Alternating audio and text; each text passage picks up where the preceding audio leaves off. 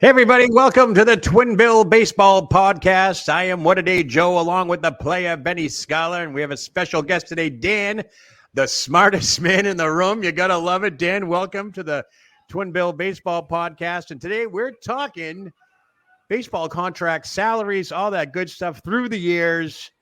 Almost kind of like what went wrong type of scenario at this point, right? I mean, these baseball contracts are just through the roof. I'm looking at the notes these are the real notes that the player has emailed me, and it was like studying for an SAT exam, reading this stuff. But Benny, I'm going to let you lead it off here. Talk to us. What's going on with these baseball salaries in the Major League Baseball? Let me talk to you. Well, that's a different podcast. Wait a minute. I was going to say that Dan and I have never done a podcast without talking about baseball. So now that we're doing a baseball podcast, of course, the first thing I do is make a wrestling reference. Go figure, right? So I call this episode Moneyball because we're going to talk about over the last 100 years or so baseball salaries, and it goes from from a pittance to a king's ransom. But the first I didn't realize there were so many excellent resources, but some of this information I got from the Society for American Baseball Research. Yeah. And then the other source is the Baseball Almanac, and then baseballreference.com, which, I mean, If you're a stat junkie, I mean, that's like crack. I mean, any one of those, I can get lost in those things for hours and hours. I even wanted to find out the date of the first baseball game I ever went to. And I knew that it was in August of 1964. I knew it was against the San Francisco Giants, and I knew the game lasted 14 innings. And so I was able to find the game and actually the box score. Oh, wow. Yeah, so I mean, crazy. You can some stuff that you never thought, like as a kid, you'd be able to do. And you can find everything now on the internet. It really is mind blowing. But I went back to 1916. So the very first player that I tracked was Ty Cobb. Okay. Tyrus Raymond Cobb, I think, the Georgia Peach. Okay. The greatest, average-wise hitter that ever lived, right? I think his lifetime average is 367. Had the hit record that Pete Rose broke. Okay. But he led the league in salary in the major leagues from 1916 through 1921. Wow. So for that, he made $20,000 a year, and for the last year he made $25,000. And just to, and what the other source that I used was an inflation calculator. Yeah, I'm gonna say you must have needed that for these bad boys. So yeah, $25,000 in 1921 would be worth about $382,000 today. And now my favorite New York Yankee, the rookie, the Gold Glove shortstop Anthony Volpe, is currently at the major league minimum. The major league minimum is $720,000. So, I mean, Cobb made, adjusted for inflation, around half of the major league minimum. I would have shagged flies when I was a kid in the outfield for a rookie salary. Geez, this is crazy. Exactly. So, I mean, just here's one of the years, 1917. Yeah. He leads the league in hits with 225, 44 doubles, 24 triples, 55 stolen bases, 383 batting average, a 444 OBP on base percentage. Now, what would anybody that had to put together a season like that, what would they get now? Oh, well, obviously, Dan, your input on this would be greatly appreciated. A lot of these look like performance-based contracts back then. Do you agree? A lot of them were. I mean, it's funny because Benny and I, obviously, both being money guys behind the scene, and it's funny you showed those notes. I spent all those years as a history major, up to a master's degree, and I don't think I saw as many numbers on one piece of paper as Benny's notes for today. But no, it's funny because it wasn't even just performance; it was also secondary. You always hear stories about Bart Starr being the only person to play in the first Super Bowl that didn't have a second job. There were a lot of baseball players that would go work the factory in the summer, and then in the spring training rolled around. Hey, they're let's play baseball on the side. And it's crazy to think, like Benny was saying, the league minimum today is about 3 times what players, if not more, back then were making when they were the highest paid players in the league. It's runaway inflation and runaway performance. I mean, baseball's also making the money. No, I totally agree with that. And when I look at these numbers back then, and some of the, you throw in the inflation calculator in there that we all love. Like back then, there wasn't much to do or go around with or buy. What did they do with this kind of money back then? I mean, obviously, drink it away. Did they just buy if there were cars even around? Like, what did they do with that kind of? Well, that's really funny because a guy like Ty Cobb supposedly became a very, very wealthy man because he didn't spend the money, he invested it.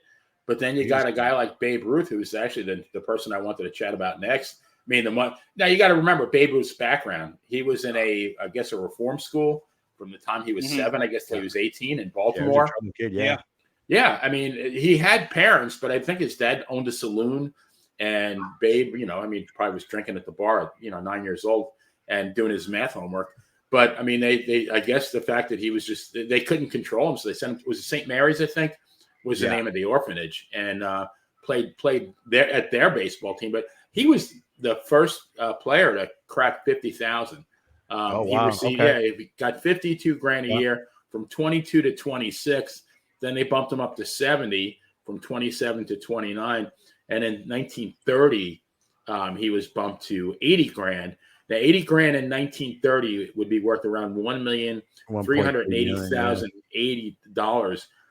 That is about 1/30th, about 3% of what the current Yankee captain, Aaron Judge, makes today. Oh, God. And now, let's take a look at that 1930 season. Ruth hit 49 home runs, drove in 153, hit 359, had an on-base percentage, ungodly, 0.49. Why can't the Red Sox get a player like that? Nah. Yeah, imagine that. And a slugging percentage of 732, just like unbelievable numbers. And they asked him that there's a famous quote about somebody asking Babe Ruth. They said, you made more money than Herbert Hoover, who was the president. Oh, wow. And Babe said, why not? I had a better year than he did. Oh, nice. Nice by the Bambino. But it was true. I mean, guy was larger than life. So, but these salaries, though. Now, another thing I noticed when looking over this this tax bracket that you emailed me, it was mainly the big market teams that had this type of money. I'm not seeing any obscure locations. Like most of it is the Yankees, Red Sox, might be a couple of Giants on here and so forth, but I'm not seeing like the lower ball clubs spend that kind of money. That's a very good point, because if you look at the SABR, Society for American Baseball Research, it just lists that year after year who's the highest paid player in the league, and more often than not, it was a Brooklyn Dodger, a New York Giant, a New York Yankee, or a Boston Red Sox. Yeah, it very rarely was in anything in the smaller market. But exactly. Now after Babe, though, salaries kind of. I mean, who's going to follow the Babe? Garrick actually was his crony, the number 4 hitter. Sure. Something I didn't know till later on in life, that when they started numbers, they started numbering uniforms, so it's based on your position in the batting order. And that the reason why Babe was 3 and Garrick was 4 is they were 3, 4 in the batting order. Yeah. Yeah. I heard that before. So Dan, your thoughts? I mean, this is big money back then. What do you think they spent the money on? It's funny. You're right that they didn't have, obviously disposable income was a thing back in the 20s. They didn't call it the Roaring 20s for nothing. I mean, so it wouldn't take much for someone making $50,000 a year to have multiple cars and a fancy house, but a box full of cigars. But they didn't have the idea of traveling the world on luxury vacations and a satellite dish in the house. And, you may have had a prize racehorse, but you also, like Benny said, a lot of those guys had to be smart with it, or they ended up drinking it away or losing it to the, I hate to sound cruel, but losing it to the women in their lives. Yeah, no, I hear you. Look at Mickey Mantle. I mean, we were talking about that last week. The movie 61, that chronicles some of the off-field behavior of Mickey Mantle. And I mean, the fix was in, right? Paying off all those people. I wonder if so I got to tell this story. If this is too crude, you can always bleep it out. But I read, I think it was called The Last American Boy, Mantle's biography, and they sent him a postcard after he retired, and they said, "What was your most memorable moment at Yankee Stadium?" And he said he got a blowjob under the right field bleachers. Not his 500th home run, or not winning the seventh game of the World. That was his most memorable moment again. Did he say when he was sober, or who knows? I mean, I know ball players are all that, but ball players usually remember their greatest comebacks or home runs or game-winning drives and all that stuff. So, right. You would think that'd be more relevant than a blowjob under the right field bleachers. Oh, yeah. We each have our priorities there. But now after the Babe, Lou Gehrig was the highest paid, but he never cracked 40 grand. So you went from Babe making 80,000 to Gehrig, and who arguably was at least as good of a ball player. The bad part was he played Babe's shadow. He would have been a mega star in any team he played with. I mean, any other team that he played with, they would have built the whole team around him. But he was Babe Ruth's second fiddle at Babe, and I don't think the kind of guy that he was, Gehrig, I don't think he really minded that much, because it's, by all accounts, a very quiet, humble guy. Right. Now, Dan, you're a history major, right, Dan? Yes, sir. Okay, so think about it back then. What are we talking, 40s, 50s? These guys have agents? Did they represent themselves? Did they just say, hey, play for us, sign on the dotted line, and that's it? In some cases, it wasn't uncommon for players to represent themselves because contracts were significantly less legalese back then. Right. But you also had, what's the word? There wasn't as much of what we would consider free agency. Sure. So it wouldn't take much for there to be a law firm in New York, and they had the reputation as those are the guys you go to if you're going to play for the Yankees. Right. And you might work a contract, and then, hey, if you play well, we'll give you 10% next year. If you play poorly, whatever. And so Right. you really wasn't a need for these 70. I mean, you hear stories like we talk money modern times. Ohtani this year made 70 million. And 40 of that was in endorsements. I mean, you're talking thousands of pages of contract to make $40 million in endorsements. Babe Ruth's initial contract in the Hall of Fame is barely 2 pages. And most of it is like, don't drink and don't eat and drink yourself to a big fat death while you're in the locker room. Hot dogs before the game. Right. But, I read Yogi's book, and Yogi would get his contract in the mail during the off season. Yep. Wow. While he was working at Sears, which we talked about before, him and Joe Garagiola worked at Sears. They had to. Oh my goodness. And I mean, it was a windfall. And do you think they ever asked him for like money up front? I mean, before the sign-on bonuses kicked in and all that stuff, you think they said, okay, you're going to pay me 50 grand. I need 20 now. I need to pay this off now. You think they ever had that type of sly stuff going on? I don't think they thought that way. I think they were so glad to be given a chance that I forgot Yogi's signing bonus was like, it was in the hundreds of dollars. I don't think it was even in the thousands. But him and now he a couple of years in his early tenure with the Yankees, his World Series share, the winning, which we're going to get into later, was actually higher than his salary for the whole year. Like these guys that were at the Yankees, I mean, they got paid double because most years they were in the World Series, and most years they were winning it. So they were, whatever they made, they almost kind of banked on that extra check. Wow. It's funny. I just want to put it out there because we were talking about Benny. You mentioned how Gehrig was kind of in Babe's shadow. One of my favorite stats in the history of baseball, 1927, Gehrig hit, 175 RBIs. And that was the year Babe Ruth hit 60 home runs. So he hit 175 RBIs, and 60 of his at-bats were with empty bases. Wow. So like, I mean, that's, I think it's unfortunate that he doesn't get the credit he deserves, but he certainly, when you hear like Babe Ruth was making 3 times the money he was at his peak, like that almost seems unfair. Gehrig just went out every day and he did his job. Yeah. That's gonna, I believe, would be a future episode, be the greatest team of all time. And I think you gotta immediately bring up the 1927 Yankees. Yeah, they played the game because they enjoyed it. Getting paid was a bonus, right? Obviously not nowadays because these kids are groomed right from grade school. It seems like, but and that entitlement factor and everything. But that entitlement factor didn't seem like it was relevant back then. It looks like they showed up. They wanted to play. Some of the best owners got some of the best teams together, such as the Yankees and so forth, and they did what they could with it. So that's incredible. Yeah. Just look at these numbers are insane. I mean, Ted Williams, 1951. Now, is that post? When he was he in the Korean War or World War II? He was in both. He was in both, right? Yeah, he missed, I think, the equivalent of almost 6 full seasons. And Yeah, 6 I full think seasons. he hit He threw in the 521 yeah. home runs. I mean, And he lost 6 of his prime years. right. So He might have been the all-time leader. Yeah, he could have been if he took 6 years off, and probably his prime years too, right? If I'm not mistaken. In my mind, the best hitter of all time is that man. Yep. Ted Williams. Unbelievable. I don't think anybody, in terms of like, I mean, there's higher average hitters and there's better power hitters, but combined, and his eye at the plate, his on base percentage, just, you know, it was ungodly. But So- you know, speaking of Red Sox, World War II, great Red Sox player, Joe Cronin. Yeah, Joey Cronin. Yep. The Hall of Fame shortstop. Now, he was in 1943, 1944, was only making $27,000. Wow. So you went from like 80 grand with the Babe. Now you're down to like almost about a third of it.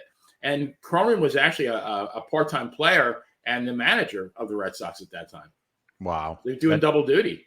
Yeah, a lot of them were. I mean, there are some other ball players out there that did serve that don't get the notoriety because they probably weren't as famous as Ted Williams and Joe Cronin and all that. My other question for this would be looking at these numbers and obviously how high they are. Where's the money coming from? We're not talking TV media rights here. We're talking pure ticket sales. I mean, fannies in the seats, I don't know. right? Where does the money come from? That's it. I mean, it's just pretty much, you know, there were no such thing. I don't think there was a thing as a corporate box back then. I doubt it. No, you have to realize. I'm sorry, I didn't mean to cut you off, Benny. Go ahead. Go right ahead. I was going to say you have to realize it's not just the ticket sales. I mean, you had, you know, back you're talking the cheap seats at Yankee Stadium were 50 cents. Like, you know, what you had was a lot of baseball owners. Baseball was a second, third, fourth business for them. I mean, you know that you mentioned Babe Ruth earlier. Boston traded him away because their ownership ran into money trouble because of failed investments in Hollywood. Like, you know, you have Nanette. Harry Frazee, right, Joe? Nanette. Exactly. So, you know, when you're talking, I got to pay Babe Ruth 50 grand, you know, or I got to pay 20,000 to a player. That's not, that one guy is selling $20,000 worth of jerseys. It's, you know, he's bringing in enough ticket sales and I'm making enough money elsewhere that to me, that's worth it. Yeah. You know, whereas nowadays with the revenue sharing and some of the stuff that sports have, even a small market team, you know, is pocketing millions. Right. Just on other contracts. Yeah, we're talking like pre-television, and even radio was in its infancy. Yeah, you know, it was pretty much fannies in the seats. Yeah, and that's what paid for their salaries. That's the first thing that struck me as odd. Is like, where did the money come from? Like you said, Dan, 50 cents to get into a bleacher seat or something like that. I mean, not even pennies probably back in the day, but they definitely weren't making their money off the attendance of the fans and so forth. And I'm not even sure what was marketable back then. Did they sell jerseys back then? I mean, what did they actually sell at the ballpark besides hot dogs and beer and popcorn? I'm going to guess they sold, besides the food, they sold programs. And I bet just the program scorecard was it. I can't imagine there's any, you know, if they had tchotchkes back then, I doubt it. But I mean, and you also have to realize there was a lot of tie-in merchandise that you wouldn't think of. Like, you know, everybody knows the Abner Doubleday baseball card. Yeah. You know, back then baseball cards were cut out of the inside of a pack of cigarettes. So, you know, and everybody smoked in the 1920s. So baseball was getting a cut of cigarette sales, or you'd have, you know, I hate to say it, but Prohibition, you definitely had some cops that would look the other way towards the drinks you were selling at the ballpark. Oh, sure. You know, so there was a little bit of money to be made there, but it wasn't like I said, there wasn't a massive merchandise market. I mean, that's why you can't go on, you know, eBay or any of these sites and let me go buy an old Babe Ruth action figure or Babe Ruth jersey or whatever. I mean, you know, you just didn't have it. Nope, that stuff wasn't out there then. Unbelievable. Yeah. So, what was it? What we talked about last week, Benny, was A League of Their Own. Obviously, one of the top 10 movies. Do we know what their salaries were back then? The women made those 4 years when the war was going, or the 6 years that they were around? I'm thinking they played for like roast beef sandwiches. I mean, they weren't making. I would imagine it was like in the hundreds of dollars a month. I mean, it was probably just like That's a good question. Now you have. Yeah, I mean, we were talking about it last week. It just popped into my head, like, you're going through the years. I'm like, well, what happened to the war years when, the guys went off to fight the war and the ladies took over for a few years? What were their salaries? If this was Dan and Benny in the ring, I would say that they supplemented their income by turning tricks, but I'm not going to do that. But I mean, who knows? They weren't making a lot. If they made $1,000 a month, I would be absolutely shocked. Right. I'm well, not sure. If anybody cares, according to our friends at Wikipedia, the average salary for an All-American girls professional baseball league player was between $45 and $85 a week. Wow. So yeah, like $300 and change a month, which is the equivalent of about $700 to $1,400 in today's money. That's about a hot dog and a handshake. Yep. I'd shake flies for that. Oh yeah. Unbelievable. All right. So we got all the numbers in here. When did the change come? When did free agency? When did all this, I'm not going to say small money because obviously back then, but we got Willie Mays was the first 6-figure ball player. That's going to be astronomical back in 63. The first $100,000 ball player was Joe DiMaggio in 1949. Okay. And he was he was already at the tail end of his career. Okay, the Yankee. Yep. Okay. And now Williams, let's see, in 1951, Williams grabbed the top spot at $90,000. Oh wow. And then in 52 through 54, $85,000. So they're cutting the guy's pay, and it actually reduced to $67,500 in 1955. So just in 1954.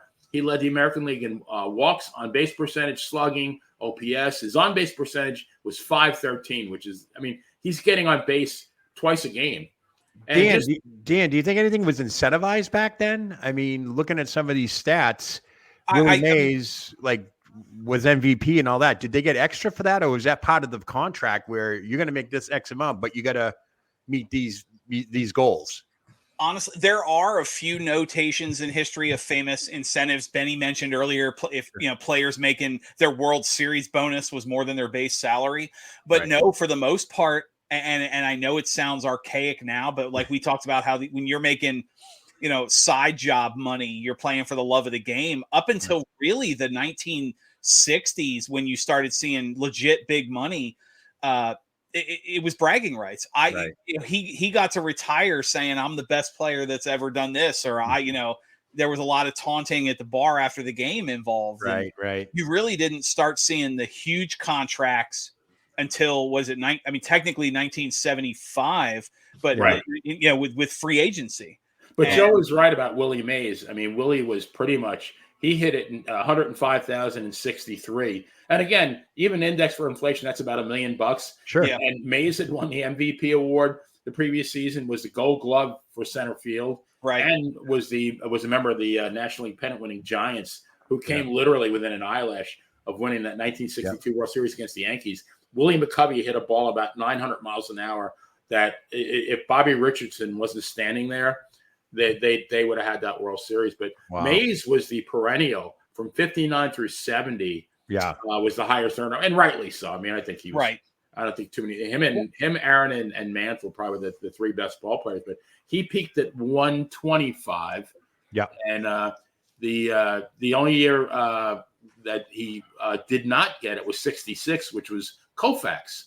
Sure, and that was his last year in baseball. He was 27-9 with a 1.73 ERA, 27 complete games, 5 shutouts, and 317 strikeouts. So the 27 complete games for the season is one less than Adam Wainwright, who pitches, I believe, for the Cardinals, that he's accumulated in an 18-year career. Yeah. Wow. And even his salary is equivalent to about $1.2 million. If a guy put up those kind of numbers now, what kind of money are they going to get? I think it goes to what you were talking about earlier, Joe, too, with the merchandise. He's a great example because you expect Koufax is another one where you can go and find baseball cards, bobblehead. Well, I guess the early dolls, shirts. That they by that time, when you're making what Benny said was $1 million equivalent today, they started having heavy merchandise. Right. You could go find a Sandy Koufax doll in a museum somewhere or on eBay from a collector. So the team started really making money off some of their stars. Now, I remember, obviously, I don't know how old everybody is here, but the first big contract name I remember growing up, obviously, you had it listed here, Dave Winfield, 1981. I was about 12 years old then. And that was that staggering contract, 10 years, $23 million. That's right. That was huge back then. Absolutely. That was absolutely huge. And did Winfield even play for the Yankees for 10 years after that? No. I think he played for maybe half of that. So my question would be, how much was that? Was there even a guaranteed factor back then? I believe there was, but I think maybe that, like, if the Yankees traded him, I think they were on the hook for part of his salary. I believe that I can't verify. Yeah. Actually, Catfish Hunter was the first. In 1974, he signed a 5-year, $3.25 million contract, which is about $650 a year, which, like, at that time was ungodly money. And then Mike Schmidt was the first $500,000 player in 77. Right. Nolan Ryan was the first $1 million player in 1980. And then Schmidt was the first $2 million player in 85. And then in 1992, the New York Mets paid Bobby Bonilla $6,100,000, making him the first $5 million player. And he's still getting paid. Bobby Bonilla Day. Was that July 1st? Is that July 1st? I think he's still getting about $1.3 million. That's winding down soon, isn't it? That was like only 20 years, right? Yeah. I mean, it's getting there, but they still call it Bobby. It's 20. Was it 2026 or something? It's coming to an end. Like he's got a couple years left. The guy hasn't swung a bat since 2001, and for the last 22 years, he's getting a check in the mail for about $1.3 million. Who was his agent? Right? Yeah, I know, right? I want to sign me up. You talk about contracts. I remember because I'm significantly younger than you guys. Whoa! How much younger can you be from me? I'm 40. So I'm the old man here. Yeah, Benny's the fossil. But I remember as a teenager in '92, Cal Ripken signed a very incentive-laden contract. It was 5-year, $30 million, up to 9-year, $32.5 million. And at the time, that was the largest contract in the history of baseball. And then that was when they brought in, like, a couple years later, and you bring in, like, you gave Messina the extension. They bring in Roberto Alomar, and here $32 million, 9-year, $32.5 million is the biggest contract in history. You just had a record, a year or two ago, a 10-year, $300 million contract. So in less than 20 years, 10 times the amount of money. And obviously TV changed. Yeah, of course. More teams, expansion came in, or all that good stuff. I mean, staggering numbers, to say the least. It's funny. I hate switching gears like this, but I remember Derek Sanderson. I'm a hockey guy. Boston Bruins. He was one of the first $1 million guys when he played for, I think it was Philadelphia. He went to the World Hockey League after he got let go of the Bruins. The Bruins, yeah. And his stories were just crazy. Like, he was making millions of dollars, but obviously big drinker and all that stuff. He would walk into a bar and just tell everybody, we're all going to Vegas. And everyone's like, well, what should I bring? He goes, just a shirt off your back. I got a plane ready. And that was it. And then they were gone for like a week or whatever. That's how he threw his money away. But I look back on that and be like, playing hockey, that hockey they didn't make that kind of money back then. But evidently Philly and World Hockey League wanted Derek Sanderson so bad based on the cup years for Boston that I think it was $2 million 1972 we made. That's good money back then. That's how long was that for a hockey player? How long was the World Hockey League? Wasn't long. Wasn't that long. 3 years maybe, or like that. A lot of guys jumped though, right? Gordie Howe jumped, Bobby Hull jumped. They all did. And then, Sanderson jumped. So that was that always rings true to me about money and what people did with it and all that stuff. But yeah, Dave Winfield was the first guy I remember, and then obviously the boom in the 80s, like you said, Schmidt, all those guys. Obviously, the free agency was huge. The salary cap I can't remember in the 80s. Was there a salary cap, or was that being debated on with the players' reps and all that stuff? I don't think there was. Because there was a big strike in 82, somewhere around the 81. Yeah, I 82, think the salary cap is within the last 10, 15 years. Yeah, Well, so that was a big deal. I mean, when the players went on strike in 81, 82, and that was a big strike laden season. Yeah. Took a lot of people out, and then they had another one in the 90s. Well, I think. Go ahead. Yeah, Go ahead. the baseball had fallen apart. It was the home run chase between McGuire and Sosa that actually that was pretty late much 90s, saved baseball, because there were networks talking about cutting the TV rights, like no one is watching or caring anymore. Yeah. But if I may, you were talking about salary cap, Benny. You said that the salary cap they have today, part of the reason baseball contracts are so crazy today is because baseball doesn't technically have a hard salary cap. They have a ceiling, and then they have the luxury tax. Well, right, exactly. If you want to pay $100 million over the salary cap, great. All you got to do is pay a fine. That's why you can get these. What was Scherzer? $59 million he made this year. Crazy. Verlander and Scherzer were the two top. Yeah, you can get that because teams can spend, as long as they have the money, they can spend whatever they want. So there is, technically there is a salary cap, but it's on paper only. And a lot of that money does come from the TV rights now. Yes, the expansion with cable, and now I don't know how it is with streaming now. Everybody's streaming. I streamed the Red Sox from the Nesson platform back in New England down to Iowa, where I'm at now, and it's insane.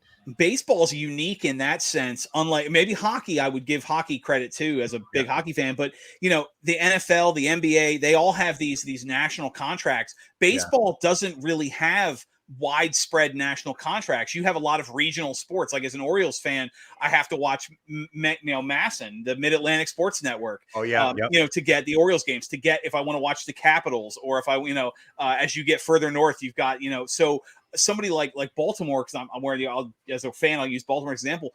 They'll never get the contract that the Yankees have from the New York NBC affiliate, because you're talking, there's 11 million more people watching that.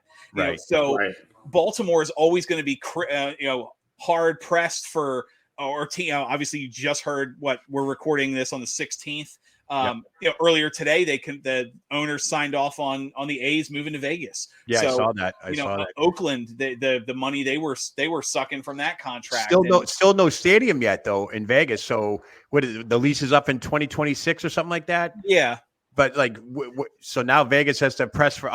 They have the money, I'm sure, but now that's going to have to go forward. But that's huge. The Oakland A's now, a storied franchise in Oakland, is now going to Vegas. Yep. I did read that. The fourth city for the Athletics. Yeah, the A's and the Raiders now. Philadelphia, then to Kansas City, and then to Oakland, Vegas. You're right. I forgot about Kansas City. I was thinking Philly and Oakland. I think 55 through 66, they were the Kansas City Athletics. Yeah. And I know we're talking about football real quickly, but what is it? The Chicago Bears are moving. They're moving 20 miles south. I forget what town they're going to, but they're out of the city now. They're leaving Chicago. They're leaving the south side. Oh, wow. But they'll still be the Chicago Bears, though, right? They'll still be the Chicago Springfield. I forget where it's at. It's like 20 miles south, but they proved that. Okay. They wanted to get out of Chicago. I'm like, wow. I mean, I've been to Chicago. It's right in the heart of town, but I just can't believe they did that. So the Redskins did the same thing when they left RFK about 20 years ago, because FedEx Field is in Landover. That's out. That's not in DC. That's heart of Maryland. Well, that's like the Patriots playing Foxborough, and that's 30 miles south of Boston. So how about the Jets and the Giants don't even play in New York? Yeah, I know. I can't believe that. We just switching gears again. Watch that weekend that Aaron Rodgers got hurt and all that stuff, beginning of the year. Yeah. There was 2 games in 12 hours at MetLife Stadium. I think the Giants played Sunday night, and then the Jets played Monday night. I said, they better not do that again. There's a jinx going on or something, because 2 games in 12 hours at the same stadium, 2 different home teams. That's I don't know. To me, that's weird. It's taboo. Can't do that. No, I agree with that. It's like having Raw and SmackDown in the same arena. You can't do that anymore. Nope. I don't like that. last time you had two wrestling venues close together DX drove a tank down to the heart of Norfolk. So, was it Norfolk or Atlanta? No, it was Norfolk. You're right. Yeah, Norfolk. yeah. It was, Norfolk. They were in in Norfolk and Hampton. So they drove across the bridge. Wow. You think that was a work back then? I mean, come on. I mean, they have to be in on it. Bishop didn't know he was knocking at the door. It doesn't get nearly the attention, but back when TNA was still when they were really gaining steam with Kurt Angle and some of those guys, they had a bit. I'm sorry to go on a side wrestling story, but they had a bit where they went to a WWE event just to like, hey, Vin, we're here to show the big boys, blah, blah, blah. And there were people in the back because catering was like semi outside, and there's a blurry face, but you can tell there's it's a short guy with a mask. Like, okay, you're clearly talking to Rey Mysterio right now. Or they blurred Eddie Guerrero's face, but he had his a Poppy shirt on. You could still read like, the wrestlers came out because they knew these guys a lot and it wasn't until security finally was like, oh, we gotta cut this. So yeah, I guarantee when the cameras weren't rolling, half the WCW locker room was out there bullshitting and having a good old time. Yeah, they're all fun. Yeah. I mean, I have my thoughts on all that stuff. I still think Tony Khan and WWE are in cahoots, but that's just me. Hey, you never know. Maybe they saved wrestling right before COVID, so I think something was up there. So who knows? But nonetheless.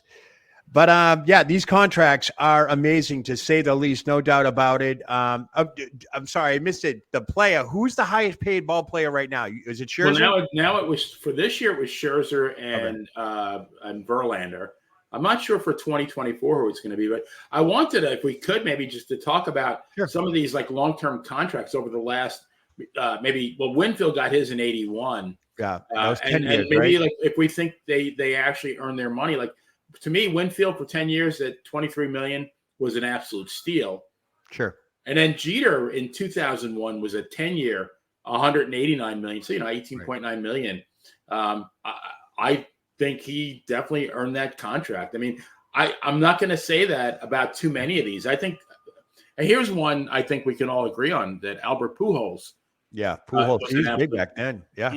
10 in 2012, 10 years, $240 million. And his prior, if you look at his first, I guess, 11 seasons with the Cardinals. Right. I mean, the guy, he was crushing him. The guy was averaging probably 40 homers, 125 RBIs.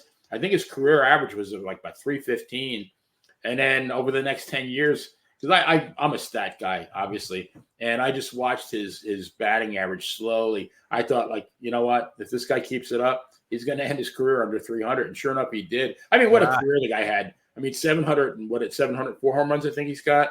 I mean, just unbelievable. But you still look at these contracts, though, but how much of it is guaranteed, though? Like when you sign, what check does he get the next day? I think, and Dan can correct me, I think unlike football, I think a baseball contract is pretty much guaranteed money. If they cut you, I believe they have to still get paid. Pay you rather. And I mean, some contracts will have exit clauses. You saw that with when the Mets signed Scherzer and DeGrom at the same time, right? Because that's what 80, almost 90 million between the two of them. And then to answer your question, Benny, next year, Scherzer's making 43 million next year, which I think is the highest too. So, but most Major League Baseball contracts are pretty much guaranteed. That's why you'll see a lot of the contracts will get backloaded. We'll give you 10-year, 100 million, but 40 million of that is year 10 because we know you won't be here. So by then you'll be retired or we'll trade you or whatever, and we won't have to pay some of that money. I know there are still checks Manny Ramirez is getting from the Red Sox. Not a lot, but we're still paying him a decent amount. If you open your mailbox and there's money in it, it's a good day. But I mean, what were the Angels thinking though? I mean, the guy, now Pujols, and it's one of these guys that nobody really knows how old he is, but he, on MLB.com, he's listed as 1980. So when he signed this deal in 2012, he's 32. Yeah. You're signing a 10-year deal. What's your productivity going to be by, like, say, year 5, year 6? That's got to play a role somewhere, though. You're going to be on the downside. I mean, like, who's going to think that at 41, Albert Pujols is still going to be mashing, 43 homers, driving in 130 runs? Nobody's going to do that. But is any of this incentivized too as well? I don't think so. I think this was just, he made that dough. And I mean, here's a bust. At least I think Giancarlo Stanton 2015, 13 years, $325 million. I think the guy hit 190 last year.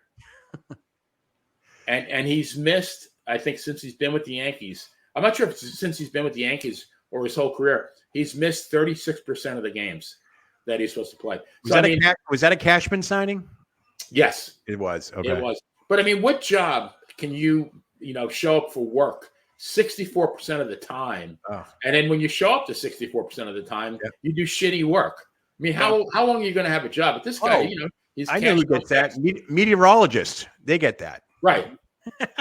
What do they write? 37% of the time on a 365-day average? You go to college for 4 years to get a degree in meteorology so you can guess the weather like everybody else. You know what? I'm going to have to disagree with you, though, Benny. My personal opinion, and this is just the money side, really modern times, the worst contract, you got to go with Strasburg and the Nationals.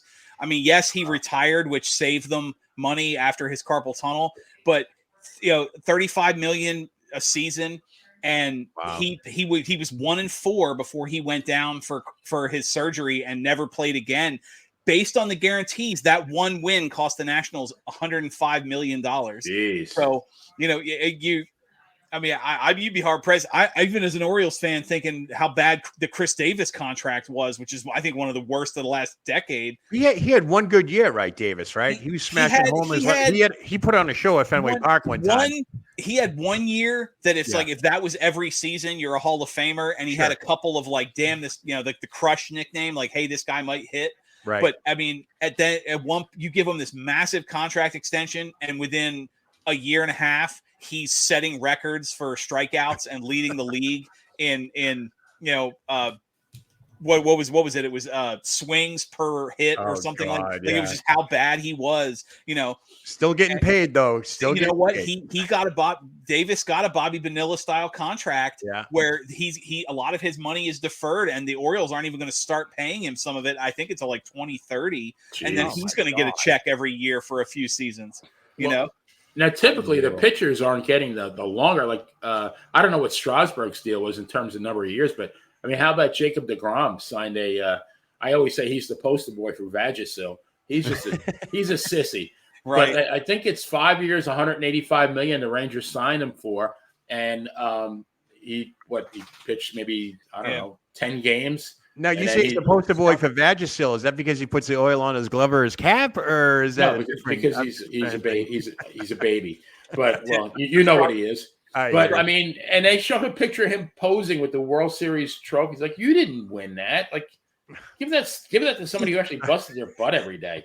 That's the equivalent. You hear stories about some random player that you've never heard of that has 3 Super Bowl rings because he was a 5th string at the right place and right time. Oh, the Patriots got plenty of those guys, practice squad guys, all this stuff, and you don't find out they have the 3 rings or 4 rings until they go into the studio and they're on some random talk show. Right, 4-time Super Bowl player, and I'm like going, who is that? Oh yeah, let me look him up. Oh, practice squad. Okay, made 2 apperances in the playoffs, and that was it. Right. So, yeah, I definitely hear you there. But I can't see. I mean, with as fragile as frail these pitchers are, I mean, giving any pitcher a long-term contract, I think, is a crapshoot. That goes to what I was saying. Strasburg's contract was 7-year, $245 million, and he was already like this good season he had was a miracle because you already knew he was injury prone. Right. Well, and same with deGrom. I mean, deGrom had a couple of seasons where he didn't even pitch 10 games or throw 50 innings. What are they thinking to give this guy this kind of money? Here's a good question, mixing it up a little bit.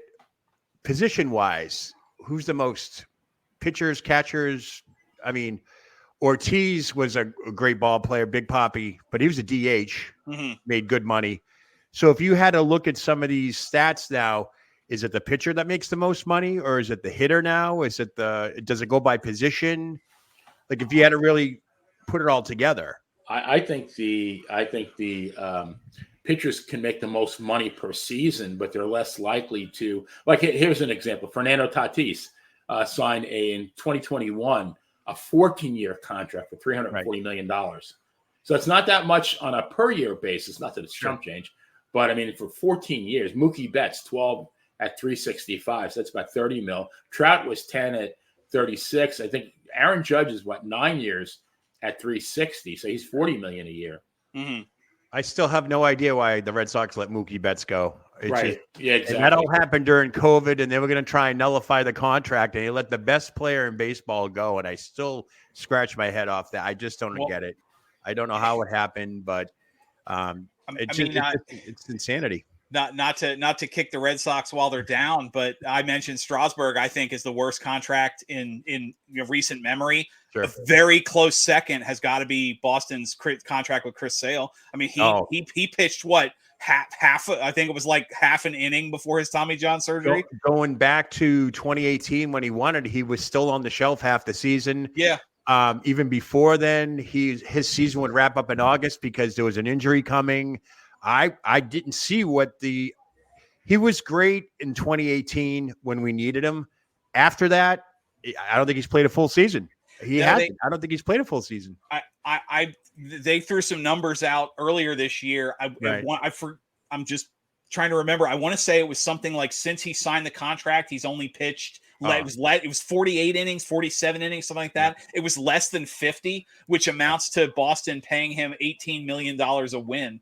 Yeah. So, I honestly think what happened with him happened with Pedro Martinez, because when Pedro lost his velocity on his fastball and he started getting injured, he had to mix it up.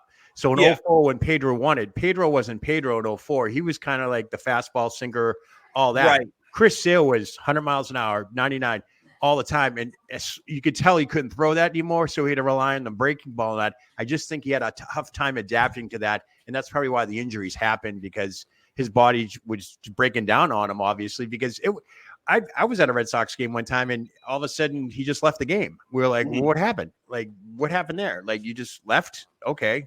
We wouldn't know until later on. Oh, he's got arthritis going on. He's on the shelf now. And it's like, what? Well, I mean, correct me if I'm wrong too. Wasn't his first, I want to say season ending, but wasn't his first major injury? He fractured a rib. Yeah. With a throwing motion, like in the middle of the pitch, he just hunched over and it's like, well, he's been I hate to say it, but he's been a problem since that. I mean, 2018, don't get me wrong, he had a great year. I mean, he was that guy that pitched game 1, game 3, and then he came in to close it out in what game we beat the Dodgers in. But after that, I don't think he pitched more than 10, 12 games a year. He was always late after spring training. They shut him down. He'd begin spring training in May, or, vice versa. It was just an experiment. Yeah, I agree with you, Dan. I'm a Boston guy. That's the worst contract. Speaking of Boston, and Joe, I brought this up last week. Yeah. I want to bring it up again, and maybe not just him, but, a guy like Yaz, who's probably about 83, 84. You got a guy like Koufax. I think Koufax is probably 87 or 88. Yeah. Willie's 90. Maybe you got a guy like Mike Schmidt, who's maybe 72, 73. What are these guys who are like, I mean, the stats they put together are mind-boggling. What do these guys think of the kind of money that the guys now are getting? There's got to be some envy there somewhere. Has to be envy. I can't. I mean, Yaz Triple Crown, 67. Schmidt with a big contract, all that stuff. I mean, there's got to be some type of envious, but like we talked about, I don't know how their pension scale works. So if there's more money in the league, does their pension get higher as cost of living and all that? I'm sure they get. Yeah, I'm sure it gets in. So I mean, they're probably not complaining. Obviously, they're ambassadors to the sport. Yaz comes to Fenway, pops in the booth now and then. He's always promoting the product, the game, the whatever. So they're on that type of behavior. But yeah, the only way you're going to figure this out is if you run into him while he's out to dinner and sit down and be like, hey, what do you think of Scherzer getting X amount of money this year and all that? What are your thoughts? I mean, I don't know. I mean, if Verlander and Scherzer are making $43 million, if you look at Koufax's like last 4 seasons, yeah, he had to be $100 million a year with the kind of stats he put up. Yeah.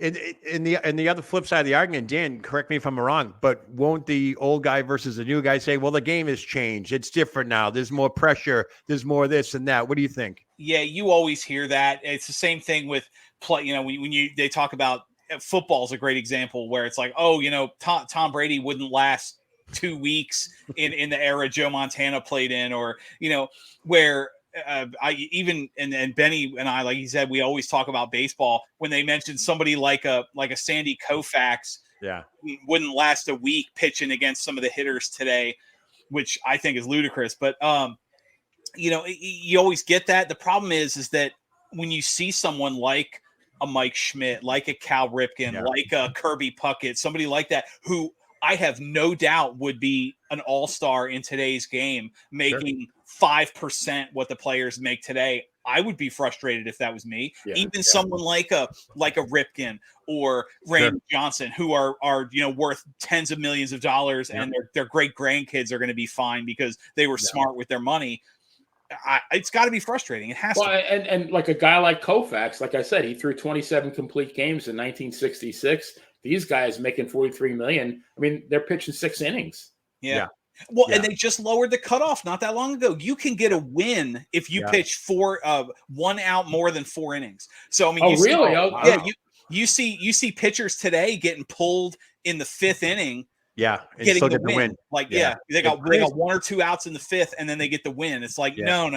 And then the argument 6, 7 deep, right. And then the argument to that is, the games are longer now, or the seasons are longer, and all that stuff. But I knew we touched upon this, Benny, last week. But '86, I went to Fenway Park, Sox Oakland, and I got seats behind home plate, and I knew the game was changing when Canseco and McGuire got up, and I saw these 2 Bash brothers handling the baseball bat like it was a wiffle ball bat. And McGuire and Canseco, I think Canseco did hit a home run. McGuire struck out, but he was hitting foul balls that were probably still in flight by the time I left the ballpark. I knew the game was changing then, whether it was steroids, whatever, but they weren't your idols growing up, so to speak. These guys were big monster baseball players and athletic, obviously, because they hit home runs and they stole bases, but the game was different then, that's for sure. I think the game actually changed in the late '60s when Herman Munster tried out for the Dodgers, and he knocked the scoreboard off its hinges with a home run. Yeah, I think that. But no, I agree with you that was pretty much it. Like once you saw everything changed, it was like I mean, you had guys like Richie Ashburn. I'm trying to think Fred Lynn. Fred Lynn wasn't a big guy. No, he was my favorite growing up. But he was a hustler. He was a scrapper. Steve Garvey wasn't a big guy. Steve Garvey was 5'10". He had the Popeye forearms. None of these guys were giants, but like McGuire. I mean, there's Paul Bunyan. Well, he was huge. Unfortunately, history has taught us why Mark McGuire looked the way he did, though. But he took them when they were legal. And he testified under oath, unlike everybody else, namely Clemens. Just like Rafael Palmeiro he got a tainted B12 shot out of Miguel Tejada's I hate it when that happens. Yeah. And Benny, I got to disagree with you. It wasn't the 60s with Herman Munster. Baseball changed forever in the 90s. You had a kid with a bad shoulder becoming an all-star pitcher. Don't forget that kid that owned the Minnesota Twins for a little while, and then when the Angels won the pennant with actual Angels in the outfield, that's got to be cheating at that point, including Matthew McConaughey. Right. Well, one of the smallest players we were overlooking is definitely Kirby Puckett, not a very big man. There's a Tony Gwynn, not a big guy. Albie Pearson played for the Angels in the '60s. Was 5'3". Oh my God, that's Freddie Patek, Angels, right? Oh yeah, Freddie Patek. Yeah, same thing. Well, I went to a Red Sox game. Angels were routing the Red Sox. It was like 21-0. Freddie Patek was getting ready to hit his 4th home run, and we all gave him a standing ovation in Boston. It was great. I looked at him at home plate. I'm like, God, that guy's small, but boy, could he hit a baseball? Right. Patek hit 3 home runs in one game. He almost hit 4. It was back in, I want to say, early 80s. Wow. Yeah, they were booing the Red Sox and cheering the Angels. That's how bad it was. I mean, just. You talk now. Just what's his name? In Houston, Altuve. He's like 5'5" or something. Yeah, he's a small guy. Yeah, but he's like an all or nothing ball player too. Either he's hitting the game winner or he's not, and that's where I think the game has changed now. If you need a base hit to win this game, or we can always get into this argument: when do you bunt? Why don't they bunt anymore in baseball? Isn't the object is to advance the runner to get that run home? Nobody bunts anymore. It's insane. And I think that's the incentivized contract part of it. You put these guys in that position, the owners want to see a home run because home runs make money and home runs win games, and home runs, people like the offense as opposed to the defense, I guess. What amazes me is you have guys who can strike out 125 times and still hit it 300, which was unheard of 30 years ago. Because their at-bat percentage is probably obviously much higher than it was 30, 40 years ago. Sure. You're up 5-6 times a game now as opposed to 3 or 4. Well, I'm sorry, I thought you were finished. Go ahead. No, go ahead. I was going to say, especially now with, don't get me started on how irritated I was seeing one in the World Series. But now that they're running what they call bullpen games, where you'll pitch 6 or 7 people, each pitcher plays about an inning and a half, maybe 2 if you're lucky. So it doesn't take. And again, no disrespect, these guys are better than I'll ever be, even in my wildest dreams. But when you play the bullpen once a week for the season, you're going to have it doesn't take much, like you were talking about with Boston or seeing the Yankees or what Yankees and Baltimore had a game. Boston and Baltimore had a game. The final score was 13-12 with 60 hit. It was the first time in Major League Baseball history a team had won a game after giving up over 20-25 hits or whatever it was. Wow. You had something like 60 hits in the game because you're playing the closer in the 4th inning, and then you're deep into the bullpen 5-6 innings into the game. You're playing. Sure. Again, no disrespect to their talent, but you're playing the worst pitchers the team has by the 6th, 7th inning. Well, that's how the Red Sox won it in 2018. It was getting frustrating after a while because Chris Sale would go 4 innings, 5 innings, and every inning it was a new pitcher or every batter. It was always a game of matchups, and it was almost like clockwork. And it was like, I think that's why the pitch clock came in now, because obviously the Yankees Red Sox games lasted like 8 hours a night. Right. But that's how they won in 18. It was who's coming up, how's it rotating, and it was always bullpen action. And you just knew that whether it was Dice K or whatever back in the day, it was always they weren't going more than 4 or 5 innings. If they did go more than that, it was Curt Schilling, I think, pitched 6 innings against the Yankees in the ALCS. And that was like we were godsmacked with the bloody sock and like, oh my God. Yeah. And then, Derek Lowe and all those guys would come in. But 2018, I agree with you there. It was always whoever was coming up, they were facing this, this pitcher or whatever. So, yeah, the bullpen games out. It turns me off kind of, but right. Well, commercials make money. Yeah. So, all right, guys. So we've been talking baseball contracts, et cetera, et cetera, et cetera. I want to thank Dan, the smartest man in the room. He is the smartest man in the room. The player. You didn't tell me that Dan was the smartest man in the room.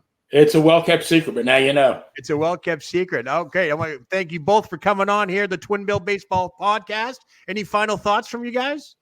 Well, I mean, I think we've literally touched just the tip of the iceberg as far as topics we can talk about. I mean, I thought of maybe, greatest teams of all time. I thought of while we were just chatting, I thought the value of maybe analytics versus just, gumshoe. We got to do a favorite ballpark one too. Historic ballparks. Absolutely. How long of a show do you need to say Camden Yards, and then that's it? So, right. I loved Camden Yards when they first opened. I loved that backdrop and everything. Oh, absolutely. That's a bucket list for me still. Hey, unbelievable. I'm just grateful. It's been a couple. What, Benny? I think our old program. So it's been a couple years since I've been able to crack out the smartest man in the room moniker. So it was nice to a nickname. I visit an old friend. Nice. But we got to be careful talking contracts, though. We talk too much money. Benny's going to want to raise. No kidding. This is like a tax bracket. This is like taxes right here, Benny. I went to print this out. I'm like, it won't stop printing. Like, what's going on here? I just wanted enough money to upgrade from bologna to pork roll. That's all. Oh, there you go. There you go. Get some bread in a can. You'll love that. Yeah, there you go. All right, guys. Thanks, everyone, for joining us. I'm What a Day Joe with the player and Dan, the smartest man in the room. I want to thank everybody for coming on to the Twin Bill Baseball Podcast. Of course, you can tune into the Baseball Podcast wherever you get your YouTube, as well as Facebook, and, of course, wherever you find your podcasts and all that stuff. So thanks a lot, guys. You have a good one.